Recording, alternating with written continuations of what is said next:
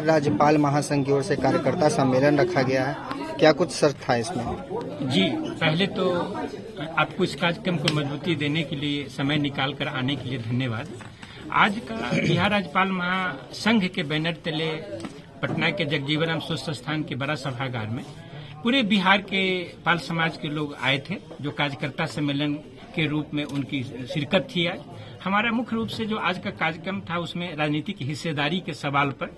हम लोग एकत्रित हुए थे। दूसरा था कि इस बिहार में प्रायोगिक तौर पर कई काम महागठबंधन की सरकार ने की, उन कार्यों को कहीं न कहीं हमको महिमा मंडन भी करना था और उन कार्यों से समाज को जोड़ना भी था। मुख्य रूप से आप देखेंगे कि इधर के दिनों में बिहार पूरे भारतवर्ष का एक नजीर पेश किया जातीय जनगणना करा करके। उसमें बिहार में पाल समाज की भी एक आबादी है,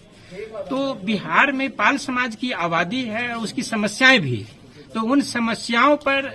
राजनीतिक कार्यक्रम के रूप में ही हम सरकार को जोड़ते हैं, अपने कार्यक्रमों से जोड़ते हैं, अपनी परिस्थितियों से जोड़ते हैं। जैसे कि इस बिहार में चरवाहा आयोग आज तक गठित नहीं हुआ, जबकि मछुआरा आयोग गठित हुआ। तो जो मछली पकड़ने का काम करने वाली जो जाति है उसके लिए मछुआरा आयोग का गठन हुआ। तो हम लोग का आज के राजनीतिक कार्यकर्ता सम्मेलन में मुख्य रूप से मांग थी कि राजनीतिक हिस्सेदारी, जो आप देखेंगे कि 76 साल की आजादी में पाल समाज बिहार की राजनीति में कहाँ है और नहीं है, तो जब आप जातीय जनगणना कराए, इसके लिए सरकार को आभार, महागठबंधन सरकार को हम पाल समाज की ओर से धन्यवाद ज्ञापन करते हुए जो उन जातियों के प्रति जिनकी भागीदारी नगण्य है उन पर विचार करने के लिए, उसको संज्ञान में लेने के लिए यह कार्यक्रम था।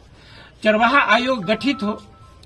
हम लोग खास करके जो पाल जाति के लोग हैं वो भेड़ चराने का काम करते हैं, खेत खलिहान में काम करने का काम करते हैं, तो उनके लिए जो चरवाहा आयोग एक बने, जो उनके समस्याओं पर विचार करके सरकार को अपना रिपोर्ट प्रस्तुत करे, उस पर सरकार विचार करे। जैसे कि हमारे लोग भेड़ पालन करते हैं, आप निरंतरता में सुनते होंगे कि भेड़ जो है वो ट्रेन से कट गई है, रोड से एक्सीडेंट में भेड़ मारी गई,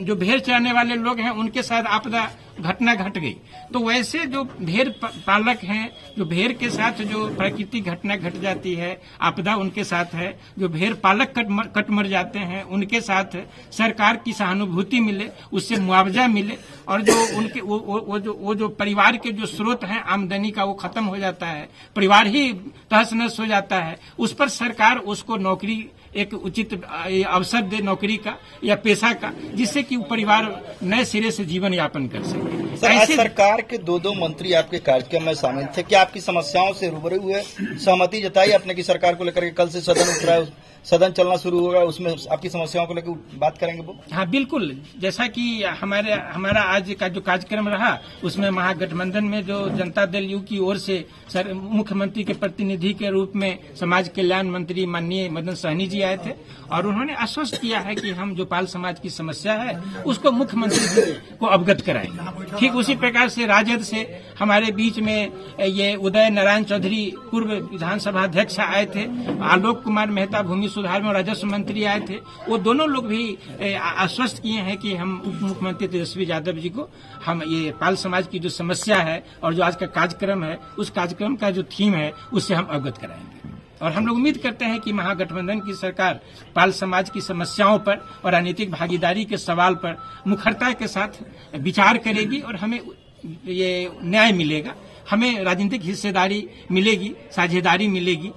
यह हमें भरोसा है, या भरोसा करके हम लोग चल रहे हैं। परिचय दे दीजिएगा। मैं प्रोफेसर दिलीप कुमार